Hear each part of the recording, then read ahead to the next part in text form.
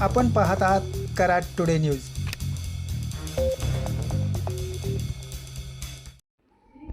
पुणे बेंगलोर राष्ट्रीय महामार्गावरील 6 पदरी उड्डाणपुलावर एक लेन वाहतुकीला सुरू करण्याची जोरदार तयारी ठेकेदार कंपनीने सुरू केली आहे।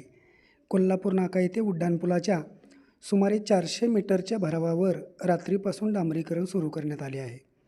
आज बुधवार दिनांक 27 मे रोजी घेतलेले दृश्य आपण कराड टुडे न्यूजच्या माध्यमातून पाहू शकता। उड्डाणपुलावरील तयार भरावावर डांबरीकरण सुरू करण्यात आले आहे। हे काम पूर्ण झाल्यानंतर उड्डाणपुलाची वजन क्षमता 4 ठिकाणी तपासली जाईल।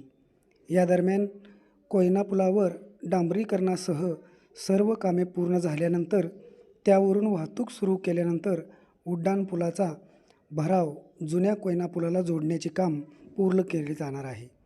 त्यानंतर कोल्हापूरकडून सातारकडे जाणारी वाहतूक उड्डाणपुलाच्या एका लेनवरून सुरू करण्यात येणार आहे।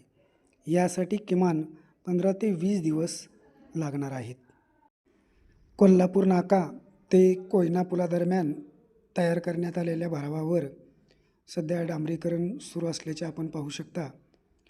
कोयना पुलापर्यंत हा भराव आहे। या भरावावर सध्या एका लेनवरच डांबरीकरण सुरू करण्यात आलं आहे, जी लेन लवकरच वाहतुकीला खुली केली जाणार आहे।